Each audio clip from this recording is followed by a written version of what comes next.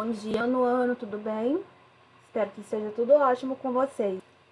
Hoje temos aí aula de gramática. Aula essa que é a continuação do nosso conteúdo das últimas semanas, que nós estamos estudando estrutura das palavras e agora nós entraremos aí, em dois processos de formação de palavras, que é a derivação e a composição, tá? Vou mostrar para vocês um esquema, como é dividido esses dois processos de formação de palavras. E aí eu vou mostrar a tarefa de casa e dentro dessa tarefa de casa eu vou utilizar o material que tem aí no livro de vocês para estar fazendo essa explicação desse conteúdo. Na live, na nossa penúltima live, nós já começamos a introduzir esse conteúdo e aí eu pedi uma pesquisa para que vocês fizessem, para já ir tendo conhecimento aí do que seja esses dois processos de formação. Então, como vai ser a nossa aula hoje? Eu vou abrir agora um próximo slide que tem um esquema, tá? Um mapa mental, com todos os processos de formação. Em seguida, eu estarei abrindo o livro, e aí vocês podem acompanhar aí, quem tá com o livro aí, módulo 3, a explicação com o conteúdo que aparece no livro de vocês, tá? Então, vamos aí, meninos.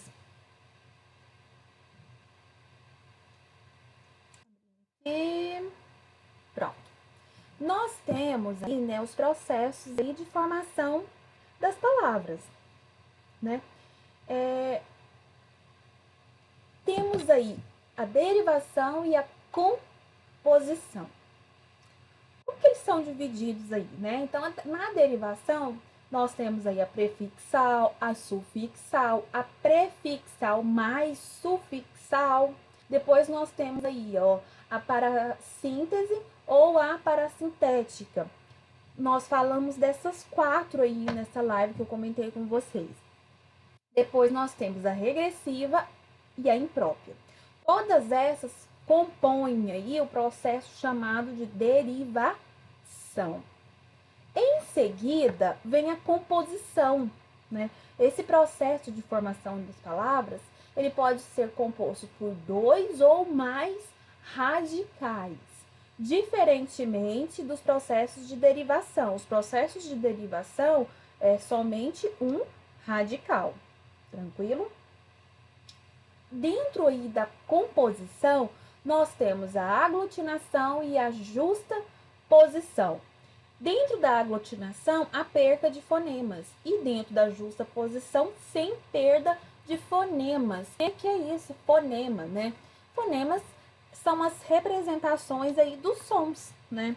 Nós temos as letras, que é a representação gráfica, e aí nós temos a representação dos fonemas. Os fonemas são os sons, né? Que as palavras, as sílabas, as letras, elas têm quando pronunciadas. Então, dentro da aglutinação, perda de fonemas. Justaposição, sem perda de fonemas. E aí, agora nós iremos ver um por um aí desses processos, já acompanhando aí a tarefa de casa. Então, nós já vamos explicando, eu já irei explicar aí para vocês os exercícios, junto com cada um desses processos aí, que vocês já conhecem, porque na semana passada eu passei aquela pesquisa para vocês já irem conhecendo aí o conteúdo, e também nós falamos um pouco durante a live, tá? Então, vamos aí, meninos. Aí, no livro de vocês, né? Começa aqui, página 28. Começa aí com o exercício, né? Que nós temos aí uma capa de livro. E aí, onde que eu quero chegar aqui? Na derivação. O que é isso, derivação, né? Como que isso funciona? Vamos pensar aí, né?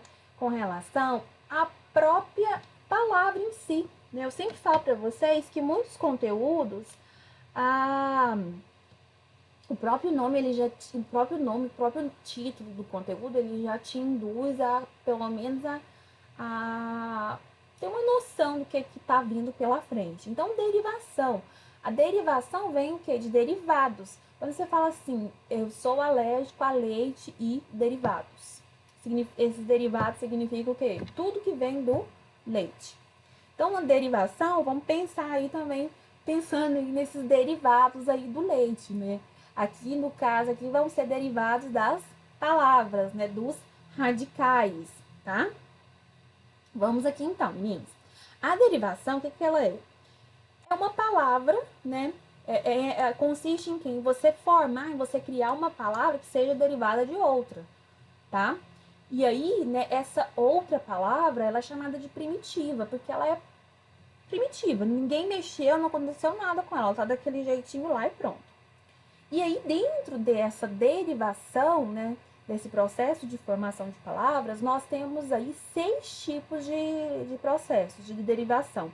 Nós temos a prefixal, a sufixal, a prefixal e sufixal, a parasintética, né, a regressiva e a imprópria.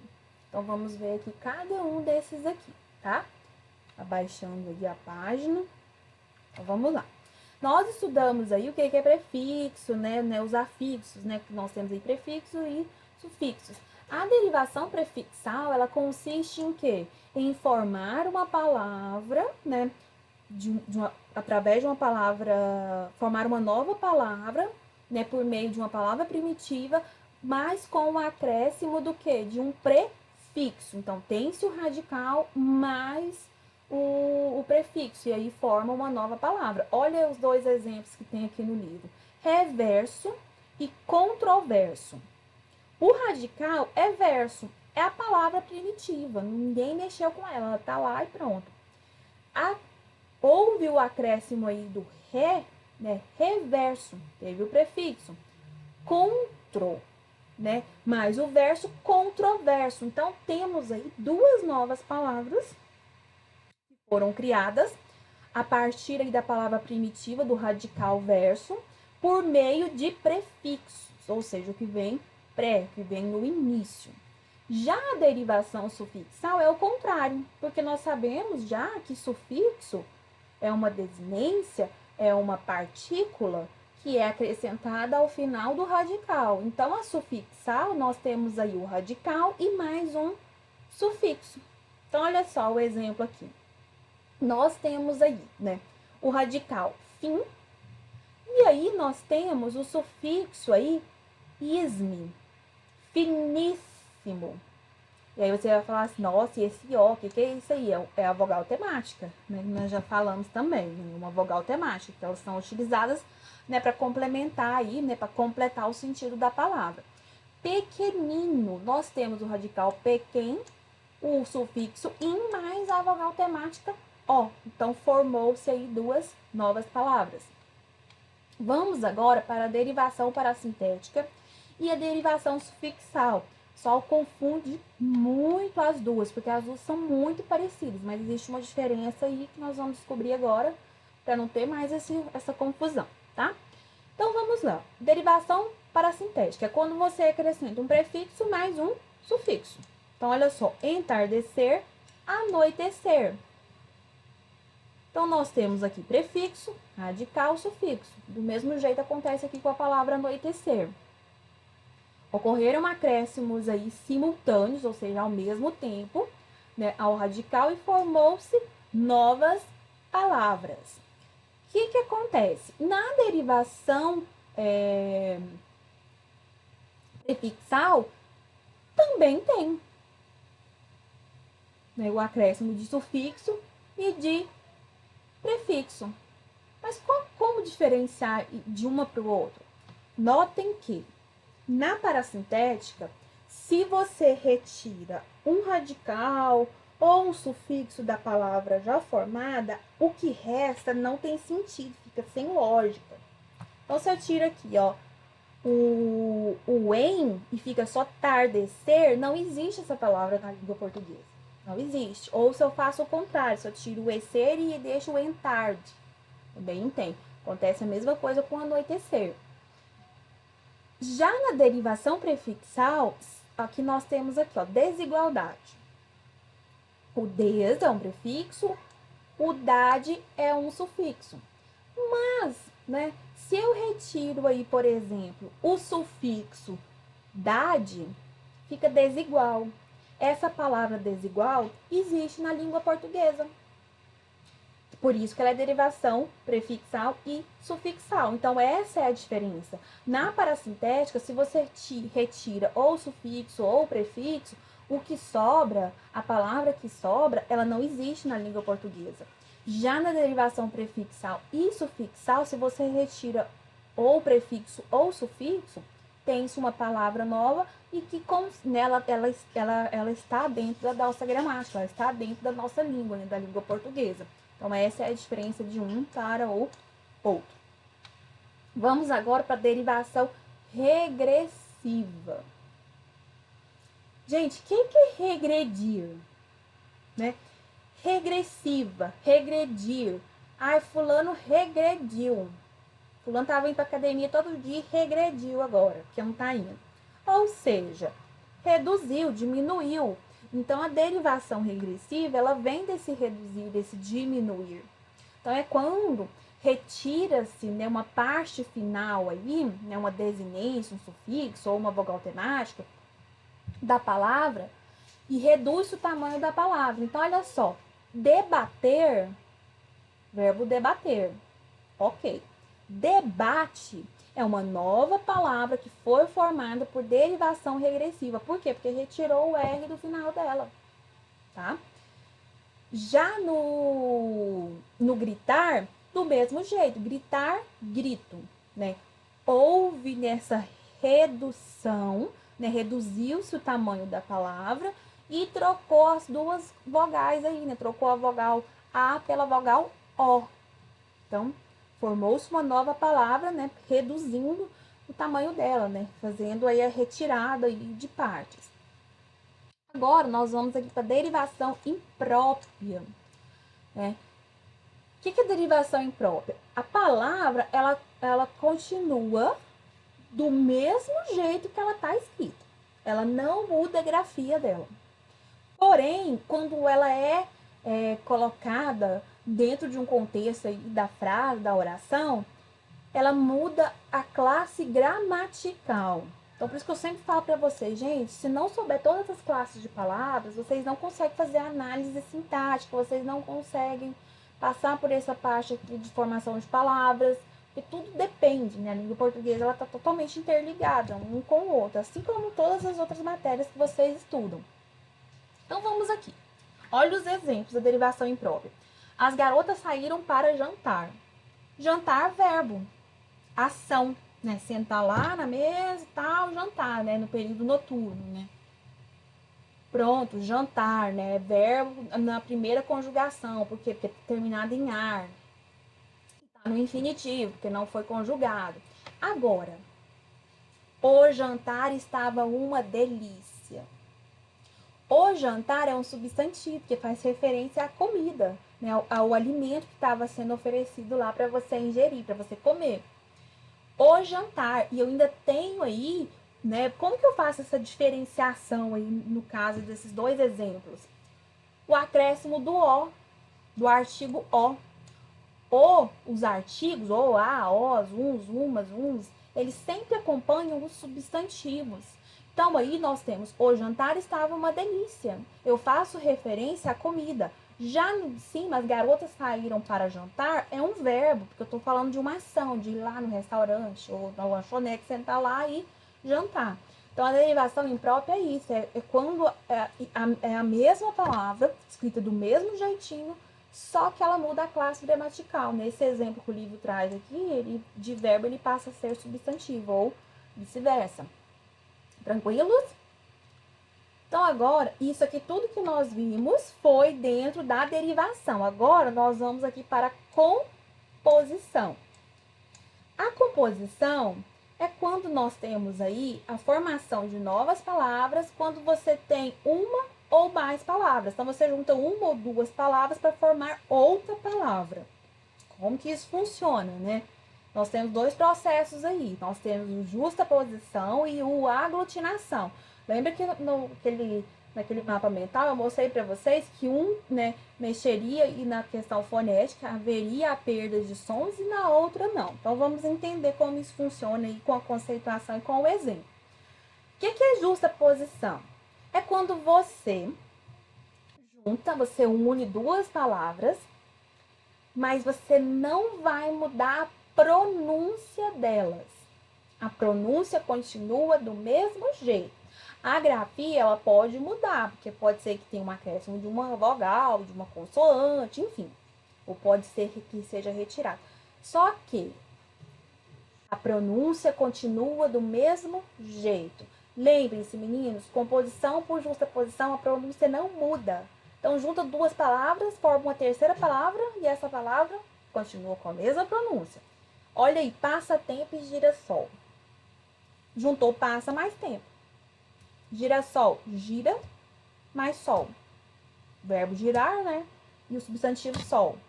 Passa, nós temos aí o verbo passar, mais tempo de substantivo. Formou uma nova palavra, né? Formou aí passatempo, um jogo, uma diversão, e girassol, né? Uma espécie de flor. Não teve perda nenhuma de sons. A única coisa que aconteceu aqui foi o acréscimo aqui de mais uma consoante para dar para a palavra, né? Questões gramaticais, para a palavra ficar escrita aí com os dois girassol, né? Você pronuncia aí, né? O girassol.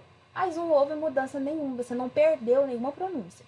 Já na aglutinação, você tem perda de sim, tá? Né? E em alguns casos, até mais de um som, né? Então, olha só, boquiaberto é a junção de boca mais aberto. Houve mudança fonética e o acréscimo aí de, né, outras consoantes e outras vogais. O embora, do mesmo jeito. Em, boa, mais hora. Virou embora. Tá? Ah, eu vou embora. Significa que tá, né, em uma boa hora para você, ó, aí fora, embora. Tá? Então, justaposição não muda a pronúncia. A aglutinação muda, tem perca fonética aí, né? Nós temos uma modificação aí dos sons. Então, são os dois processos aqui de formação de palavras dentro da composição. Aí aqui, né, vem outros processos de formação de palavras, que eles também são muito importantes, né? Que nós temos aqui a onomatopeia. A onomatopeia. O que é a onomatopeia? É quando você tem a transcrição de um som, de um barulho, de um ruído. Então, se eu faço assim, ó, toque-toque, esse toque-toque, se eu transcrever ele, se eu escrever ele num papel, numa folha, em qualquer outro lugar, é uma onomatopeia. Se eu falo tic-tac, tic-tac, tic-tac, é o som, né, emitido pelo relógio, vou lá e escrevo, é uma onomatopeia. E aí, vozes de animais também. Galinha cacarejou, né, cacarejar. Esses sons, né, que são aí, que são produzidos pelos animais. E aí tem instrumentos musicais, campainhas, né, enfim, a campainha ding-dong, né, ding-dong, acho que é ding-dong mesmo, ding-dong, é uma onomatopeia, tá? E aí agora aqui entra, né, um outro caso de formação de palavras, que é o de redução, que é abreviação, abreviatura e siglas. O pessoal confunde, né, muito, né, abreviação, abreviatura e sigla, né, principalmente na hora que vai falar abreviação, sigla, mas não é, na verdade é o contrário. Abreviação é quando você tem uma palavra e você encurta ela, você abreviou ela. Olha o exemplo aí de telefone. Telefone virou fone. Cinema virou cine. Ah, vou no cine. Agora não vai porque nem cine aberto tem, né? Namorado, namor. Você abreviou, você encurtou a palavra, você reduziu. A abreviatura, você também encurta ela. Só que esse encurtamento, ele é diferente das abreviações. Por quê? A primeira coisa que você observa aí é que há a adição de um ponto no final da abreviatura. Então, a abreviatura, normalmente, ela é as duas primeiras letras, tá? Ou três, né? No caso aí de adjetivo, para encurtar. Então, aí tem o exemplo de apartamento, de página, né? Que é PAG ou P. adjetivo, que é adjê, e o ponto. Então, o que difere a abreviação da abreviatura é o ponto no final e também o encurtamento. Por quê? Porque normalmente são as 2 primeiras letras da palavra ou as 3 primeiras letras, tá? Mais que isso aí já vira abreviação, tá? E as siglas, o que são siglas? São, né, a junção das primeiras letras de nomes de instituições, de ONGs, de partidos, de nomes de estados. Por exemplo, quando você fala GO, fazendo referência a Goiás, é uma sigla do nome do nosso estado, tá? Então, aí temos aí abreviações, abreviaturas e siglas. Então, agora ninguém mais vai confundir aí na hora de designar e de falar o que é o que, tá? E aí, por fim, aqui nós temos aqui os neologismos, né? E aí tem a questão do empréstimo linguístico. Nossa, mas o que é isso, né? Neologismo, empréstimo linguístico. Quando há uma formação de palavras, né, que enriquece a nossa língua. Esses neologismos são palavras que são criadas. Elas são aí... a língua está sempre, né, mudando, ela está sempre em constante transformação. E dentro dessa transformação, existe a criação de novas palavras. Então, aí no livro fala o seguinte, os neologismos são criações de novas palavras formadas por processos usuais da língua, ou da atribuição de novos significados a palavras que já existem. Estão presentes geralmente na linguagem científica, nas propagandas e na literatura. Então, quando você tem uma palavra, ela tem um significado dentro da gramática, mas aí no dia a dia, na vida, enfim, ela toma um outro significado. Vou dar um exemplo aqui para vocês. Resenha. Resenha é um exemplo de neologismo. Resenha é o quê? É um gênero textual, aí tem resenha crítica, tem resenha argumentativa, é um gênero textual. Só que resenha passou a ser também uma reunião, uma festinha, um jantar com amigos, né, um encontro, né, com várias pessoas. Então, isso aí é um neologismo, né? Por quê? Porque é uma palavra que adquiriu um novo significado aí dentro da língua. Já o empréstimo linguístico é onde entra os estrangeirismos, que são palavras que vêm de outros idiomas, mas que são incorporadas à nossa língua. Então, quando, né, o livro traz aí o futebol, o abajur, que vem do francês, o checar, né, que vem do inglês, né, aí tem mouse, tem outdoor, tem hack, e inúmeras outras palavras que estão presentes no nosso dia a dia e que nós acabamos, né, pronunciando e falando elas e que elas passam a fazer parte do nosso vocabulário, tá? Do nosso dia a dia. Então, drive-thru, por exemplo, é um exemplo aí de estrangeirismo. Delivery, vou pedir um delivery.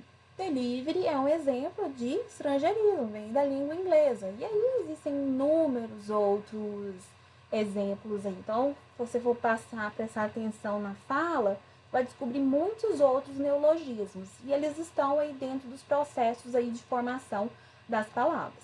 E aí aqui vem seguindo os exercícios, tá? Tá bem tranquilo esses exercícios, tá? Bem claros, então todos eles trabalham essa questão aí da formação de palavras. Aqui, essa página aqui é praticamente só o anúncio, né? Só tem um enunciado. E aí vai até aqui, ó, até 36, tá? 36 é só a letra E e a letra F. E aí aqui já é um resuminho aí do conteúdo que vocês têm aí no livro, tá? Então, né, eu abri essa tela aqui para mostrar para vocês aí, né? Responder os exercícios da página 28 a 36, tá?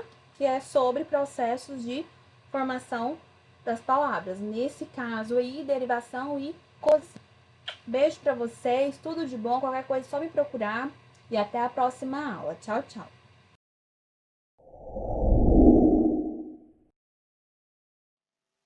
Bom dia, nono ano. E aí, como é que vocês estão nessa manhã de quarta-feira? Espero que bem.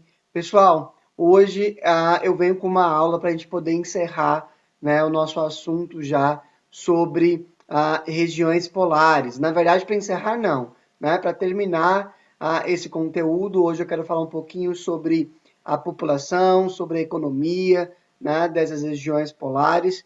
E na próxima aula a gente já vai trabalhar na semana que vem uma revisão tanto de Oceania quanto de regiões polares, né, para a nossa atividade de diagnose que já vai acontecer, tá bom? Bom, pessoal, sem delongas, sem enrolação, né? Eu vou projetar aqui para vocês então o nosso slide e como a gente vem trabalhando desde semana passada, a quarta-feira de semana passada, nós estamos falando sobre as regiões polares, né? Então esse é o nosso conteúdo, regiões polares. E nós vimos que as regiões polares são duas, porque são dois extremos do nosso planeta. Nós temos a região polar norte, né, que é o Ártico, e nós temos a região polar sul, que é a Antártida.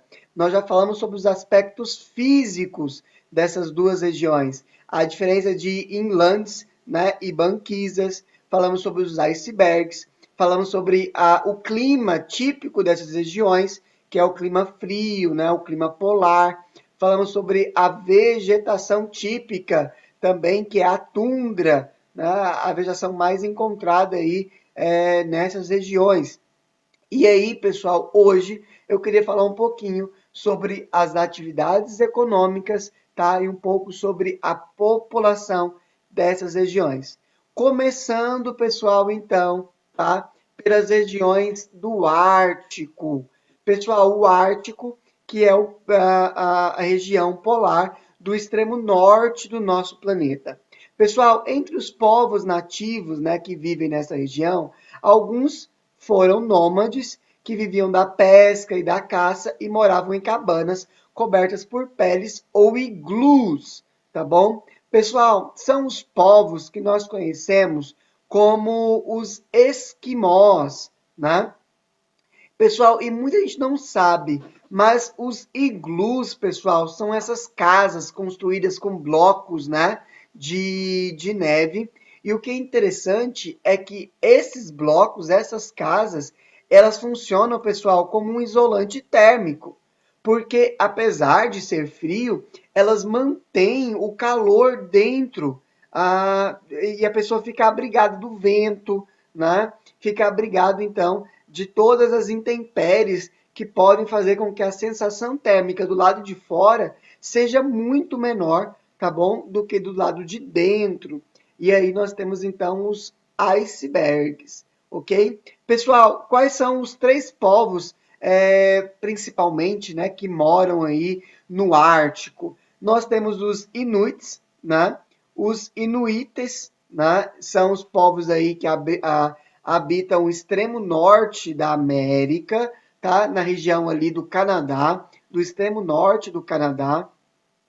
Nós temos os Lapões, que são os povos que habitam essa região, mas da Europa, ou seja, do extremo norte da Europa. Nós temos os Lapões e nós temos os Yakuts, ou os Nenets, que habitam a Sibéria, que é o extremo norte da Rússia, ok? Na Ásia. Então, os Inuits são os povos, né, do Ártico americanos, os Lapões é o povo do Ártico da Europa e os Yakuts, né, ou os Nenets, também chamados, são os povos do Ártico da Ásia. E pessoal, muitas pessoas, né, muitas empresas migraram para essa região, principalmente no século XX, com a descoberta de riquezas, né? E aí nós vamos ter aqui, ó, a extração, por exemplo, de petróleo nessa região, tá? Então, nós vemos essa região sendo explorada. Pessoal, e esses povos, os Inuits, Lapões e Yakuts, vivem de quê? Como eu falei lá em cima, ó, vivem de pesca, principalmente, tá? E da caça, ok? São geralmente povos nômades. Bom, pessoal, E no Polo Sul? E na Antártida?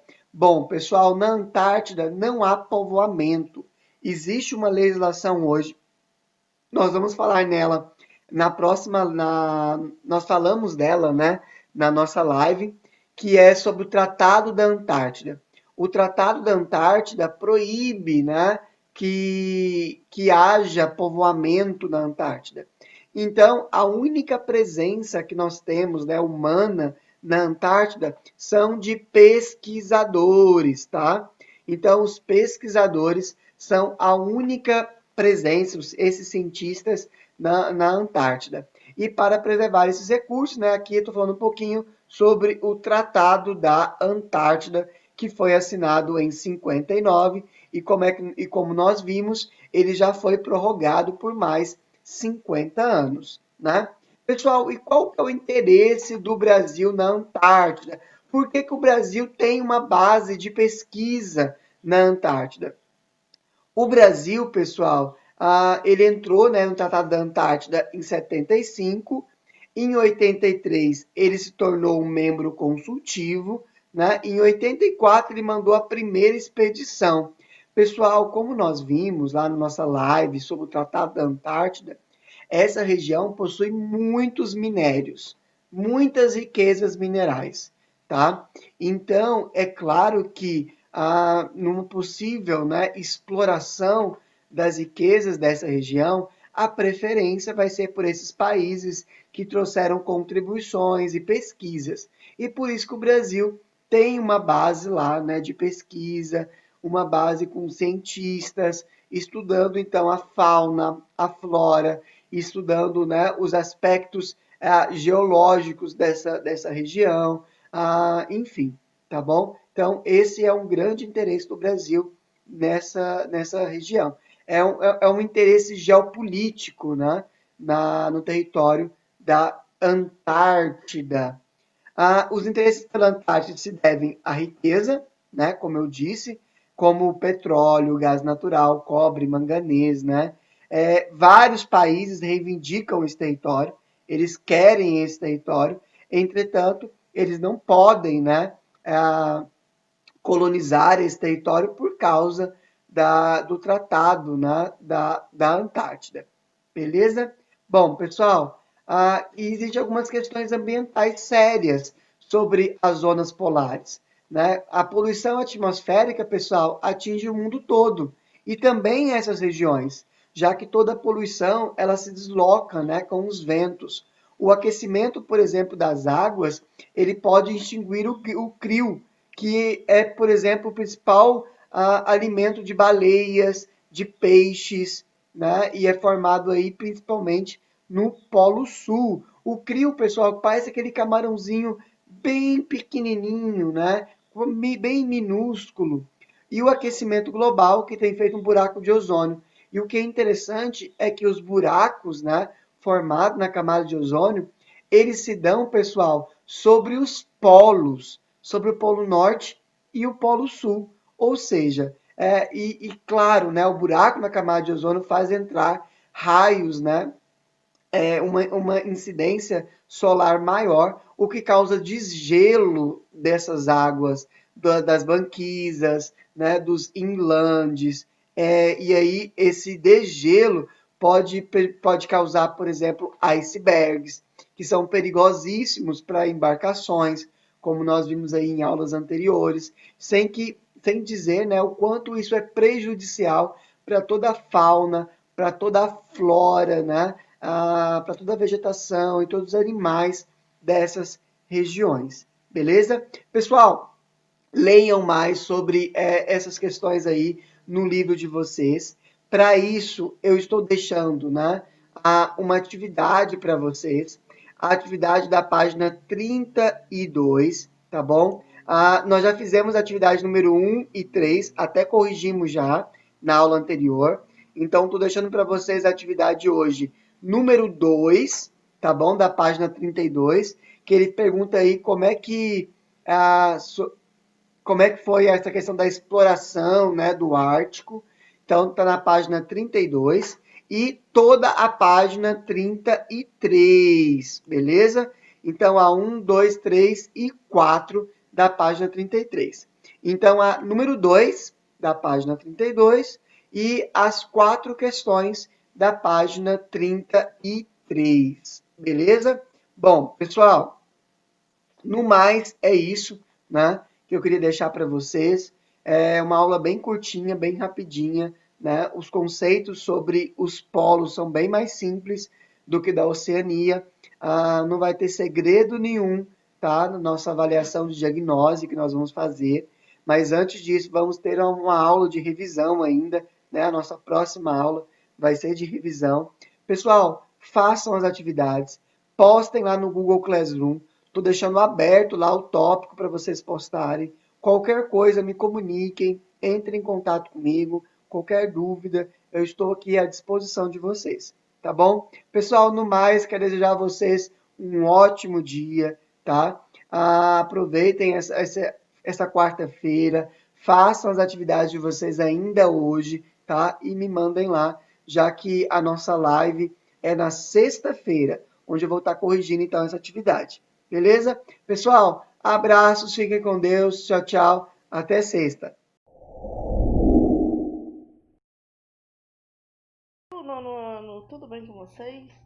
Hoje a gente vai falar um pouquinho sobre atitude empreendedora. Então, muitas pessoas entendem que atitude empreendedora ela apenas é vista como aquela ação capaz de promover um negócio. Mas essa percepção ela é muito limitada sobre o que de fato uma atitude empreendedora ela quer dizer. Todos nós podemos no dia a dia praticar atitudes empreendedoras. A atitude ela tem a ver com uma ação consciente, uma ação determinada, uma ação que te motiva. Como, por exemplo, a gente pode pensar em um atleta que tem esse tipo de atitude. Quando o atleta tem esse tipo de atitude, ele tem essa força de ir atrás do seu objetivo. Ou então um juiz que toma uma atitude, encara a causa, uma causa difícil, e parte em defesa de algo que ele acha importante. A pessoa com atitude, ela faz as coisas acontecerem. O termo empreendedorismo, ele é um sinônimo de atitude. Uma vez que você é um empreendedor, é preciso você se encorajar e fazer as coisas acontecerem.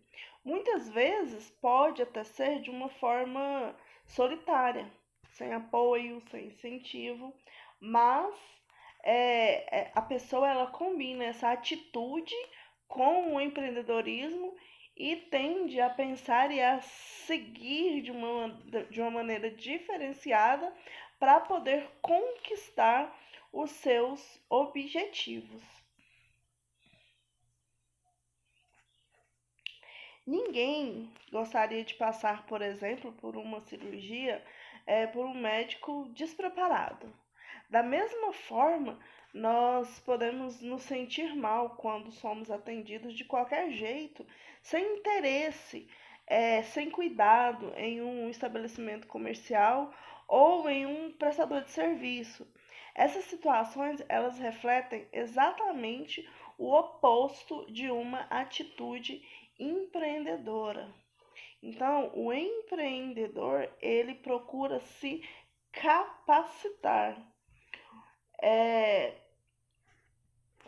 não é ético, por exemplo, não é digno, não é respeitoso causar mal a ninguém, causar o mal a nenhuma pessoa.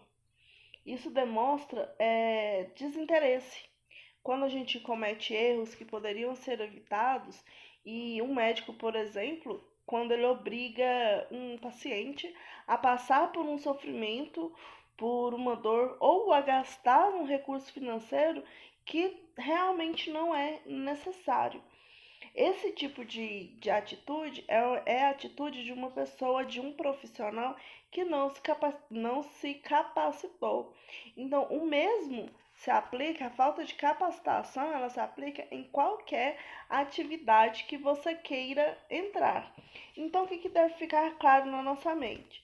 Que a ética é um dever de todo profissional. Nenhum de nós vive ou trabalha sozinho. Nós vivemos em uma rede e podemos nos conectar de forma positiva em uma relação com outras pessoas, onde todo mundo ganha e sem ser uma maneira nociva ou sem realmente só querer lucros. Você pode se dedicar e ser ético com as pessoas que você vai trabalhar de forma profissional, sem querer ter aquele jeitinho brasileiro típico que quer somente o lucro e passar outras pessoas para trás. Isso é ter ética profissional, reconhecer o direito da outra pessoa. É importante se autoconhecer, para que quando você escolher a sua carreira, você possa escolher uma profissão que combine com a sua natureza, que esteja alinhada com seus propósitos de vida. Se você fizer dessa forma, vai ser mais fácil você se dedicar, não vai ser doloroso você se capacitar, e vai ser prazeroso alcançar a excelência e entregar o seu melhor, realizar as suas atividades com capricho, com cuidado, pensar nos detalhes, procurar a melhor forma de produção, cuidar do meio ambiente, cuidado com as pessoas. Então, quando você alinha o seu coração com a sua mente, você se torna um profissional melhor, porque você busca aquilo que realmente te satisfaz.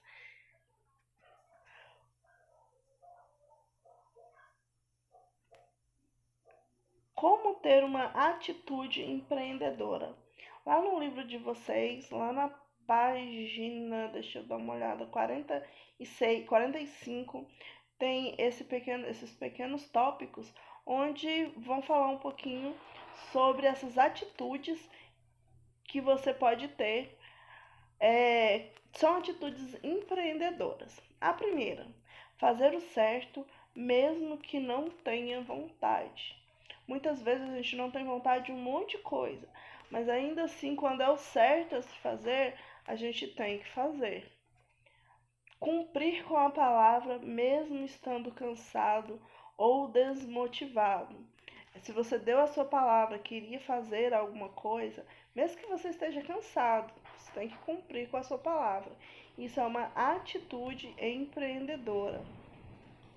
Agir de forma consciente e determinada, sem medo, sem exageros ou dramas desnecessários. Eu conheço algumas pessoas que são sim dramáticas, às vezes uma pequena dor de cabeça que não atrapalharia a entregar nenhum trabalho, se por acaso for um prestador de serviço, pode te atrapalhar com um drama desnecessário. Às vezes, os prestadores de serviços, eles colocam esse drama, por exemplo, na questão de localidade. Se você presta um serviço e a pessoa dá o endereço dela e você está com preguiça, e aí você coloca esse drama em cima do local onde a pessoa está e acaba por perder um potencial cliente. Transformar o ambiente onde está e não deixar desanimar pelas pessoas. Como eu disse, às vezes a atitude empreendedora ela é solitária. Muitas vezes a gente escuta as pessoas falando que não é legal, não é o melhor para você, que você deveria fazer outra coisa. Quando você decide cursar uma faculdade, por exemplo, que não é a mesma coisa que a outra pessoa quer, às vezes a gente ouve que não é a melhor opção, não é a melhor faculdade, que esse tipo de faculdade não rende nenhum dinheiro. Então, assim, a gente não pode deixar desanimar por essas pessoas que às vezes buscam minar as nossas esperanças. Diante de dificuldades, procurar caminhos e não desculpas. Quando errar, aprender e mudar. Agir com humildade e curiosidade até que consiga encontrar o melhor caminho. Saber ouvir críticas e aproveitá-las para crescer e aprender a se tornar melhor. Apreciar o sucesso dos demais e reconhecer boas práticas, inspirando-se nelas para melhorar a si mesmo. Estabelecer metas claras e cumpri-las. Eu ainda acrescentaria, além de estabelecer regras claras, regras metas que sejam alcançáveis. Se você coloca, por exemplo, uma meta, você acabou de abrir uma empresa e a meta da sua empresa é alcançar R$ 1 milhão dentro de um mês. Dependendo do tipo de serviço, é uma meta inalcançável. Então, além de ter uma meta, estabelecer uma meta clara, estabeleça também uma meta acessível. Ir até o fim em metas, projetos e tarefas, apreciando e antecipando a satisfação em entregar algo bem feito. Não desistir, no meio do caminho. Elevar metas constantemente, percebendo-se como alguém que sempre pode melhorar. Um outro assunto ruim dentro de uma atitude empreendedora é exatamente essa. Às vezes você alcança uma meta, você estabelece uma meta. Ganhar com o fruto do seu trabalho, ganhar R$ 500 semanais. Quando você alcançou essa meta, alguns empreendedores, eles simplesmente param ali naquela meta. Isso não é o melhor. O melhor é sempre, constantemente, elencar uma nova meta. Toda vez que você cumpre uma, você elenca uma nova meta e assim você estabelece melhoras para você e para a sua empresa. Atitudes empreendedoras direcionadas ao outro, direcionadas a outras pessoas. Ajudar a pessoa a atravessar a rua, visitar uma pessoa doente, mediar o conflito entre dois colegas de sala, ensinar a matéria a alguém que está com dificuldades de aprender, antecipar-se aos pedidos dos seus pais e participar da limpeza e da organização da casa. Esse daqui é bem interessante porque todo mundo sabe que tem que arrumar o quarto. Ou se tem alguma coisa que você é o responsável, colocar o lixo para fora. Então você não precisa pedir para sua mãe, para seu pai, todo dia ir até você e pedir para colocar o lixo para fora. Se é sua responsabilidade, já faz. Se esse é o seu trabalho, já faça o que tem que fazer sem ter que alguém sempre estar te pedindo para fazer algo que você já sabe que é para fazer.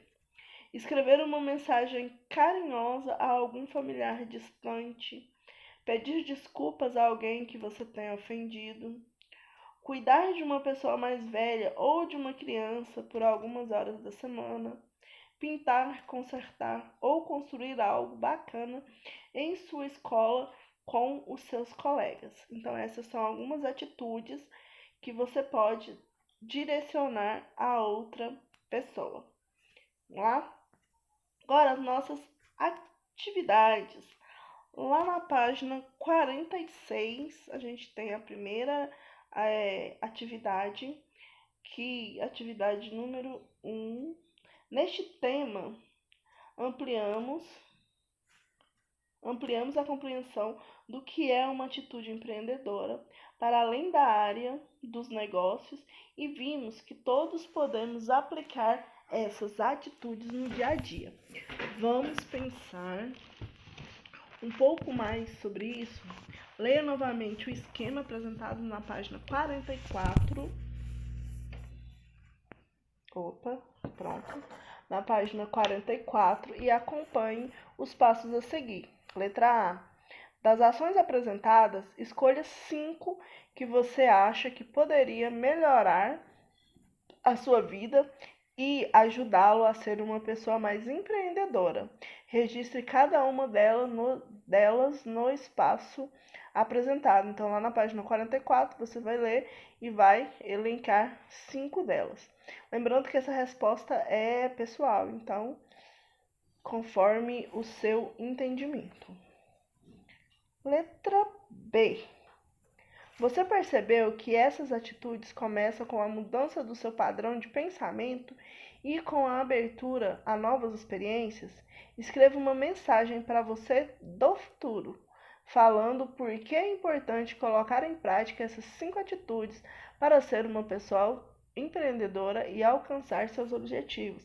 Então aqui você vai escrever uma carta para você mesmo, uma carta não, uma mensagem para você mesmo no futuro. Número 2. Que tal pensar em atitudes empreendedoras que podemos adotar em nosso dia a dia para melhorar a vida das pessoas que estão à nossa volta e da sociedade como um todo? Letra A. Leia os itens apresentados na página 45 e acrescente a eles 5 atitudes que você gostaria de praticar e registre a seguir. Então lá você vai escolher 5 atitudes que você gostaria de praticar e escrevê-las aqui. Letra B. Por uma semana, comprometa-se a colocar em prática pelo menos uma das atitudes que você escolheu no exercício anterior. Para cada dia da semana, registre quais foram as ações realizadas. Você pode colocar só um número referente à ação e como você se sentiu com essa situação. Então, você vai registrar na segunda-feira uma dessas atitudes que você escolheu no exercício anterior. Cada dia da semana você vai tentar cumprir cada uma dessas que você escolheu no exercício anterior. Nesse exercício aqui, tá vendo? 1, 2, 3, 4, 5. Você vai elencar 5 deles. E neste daqui, você vai se comprometer na segunda-feira com um deles, na terça com outro deles. Cada dia se comprometendo com um. No finalzinho desta página tem a letra C, que nós não vamos fazê-la por enquanto. Converse com seus colegas e juntos reflitam como essas pequenas ações podem ajudá-los a ter uma atitude empreendedora. Essa daqui, quando tudo isso acabar, quando a pandemia acabar, a gente vai sentar e vai conversar, vai fazer essa atitude nessa conversa em sala.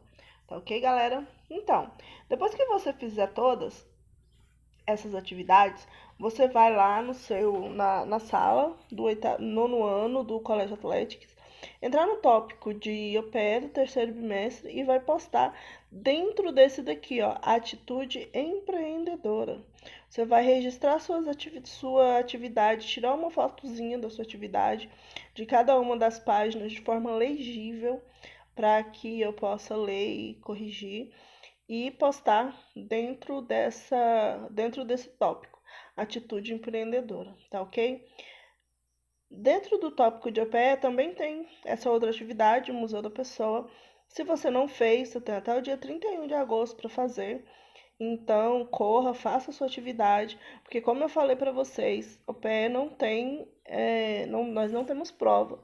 A nota de vocês, ela vai ser composta apenas com essas atividades. Então, se você perder essas atividades, a sua nota não vai ficar legal. Então, não perca a atividade, faça todas e posta.